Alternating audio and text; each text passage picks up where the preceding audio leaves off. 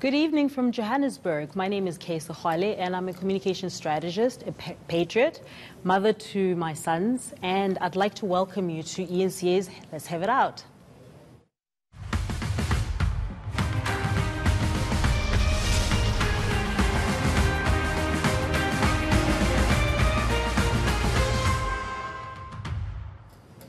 Tonight and every weeknight here on ENCA, different newsmakers get their chance to host this program, and we interview people that we disagree with, and we give you a chance to also get involved in the conversation.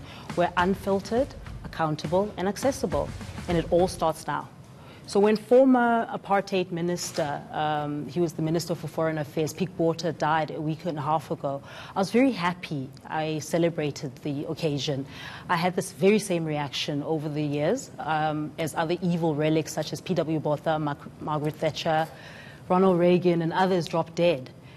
Growing up in Lesotho in the 1980s, I was politically conscientized at a very young age because South Africa was at war and my entire family were freedom fighters and were branded a terrorist family. Pik Botha, who died, was the global face of apartheid itself. And someone recently reminded me that he single-handedly delayed the end of apartheid by at least a decade. He was two-faced and he had many fools that he was the better devil than F.W. de Klerk. So I'm looking forward to F.W. de Klerk's demise, among others. And after all, these are people that publicly celebrated the demise of 30 people that I personally knew as a child in 1982 in Maseru when they had a cross-border raid.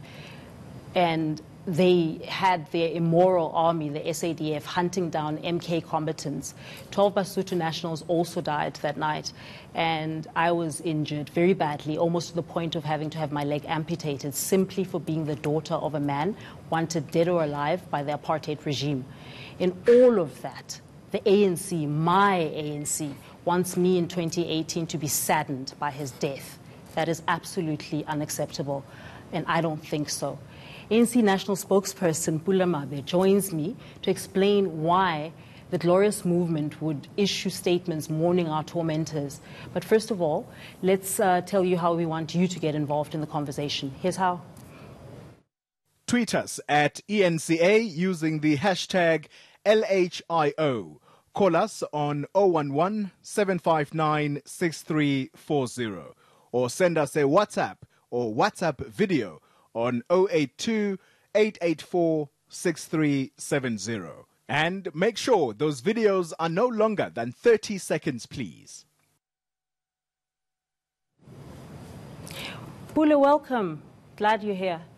No, welcome, welcome to me, and evening to your viewers as well.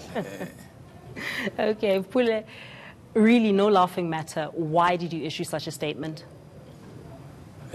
Well, I must first say that I do understand the views you had expressed, and we will in no way try to water them down. The pain you feel is felt by many others in our movement within the ranks of the organization. You would know that our own comrades were involved in dismantling the apartheid machinery from when apartheid was enacted in 1948. Our people have been fighting tirelessly to dismantle and bring down apartheid. Okay, but why would you want to mourn the death of one of the people that presided over that brutality that we went through, yes, that our comrades went through? And I mean, we'll set it aside. I'll ask you that question later about yes, why they were in the ANC in the first place, yes, but just stick to the statement itself. Why on earth would yes, the ANC issue such a statement? No, thanks. And thanks for asking. I think this gives us an opportunity to clarify the people of this country. We are the ANC of Nelson Mandela, the ANC that understand and appreciate the value of reconciliation.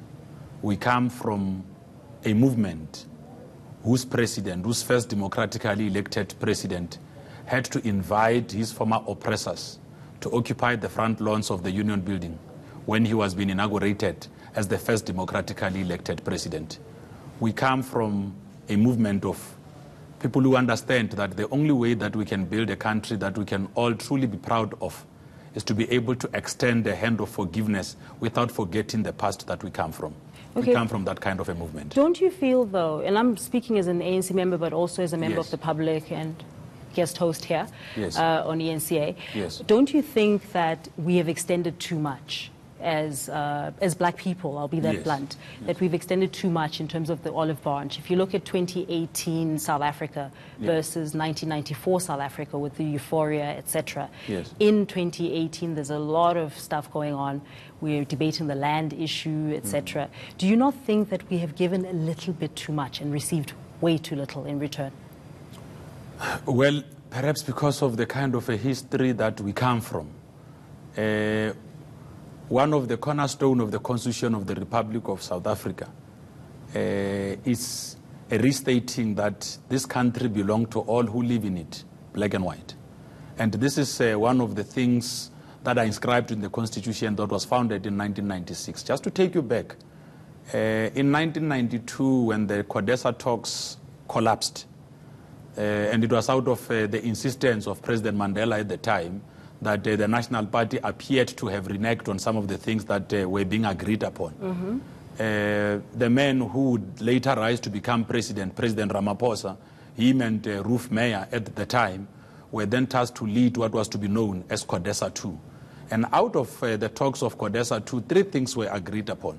1, release more political prisoners, which was done. Make sure that hostels are enclosed, which was done.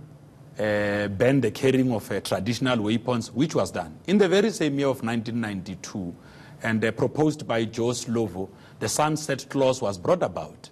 Let's get into that issue of the Sunset Clause just after this break, Pule. Okay.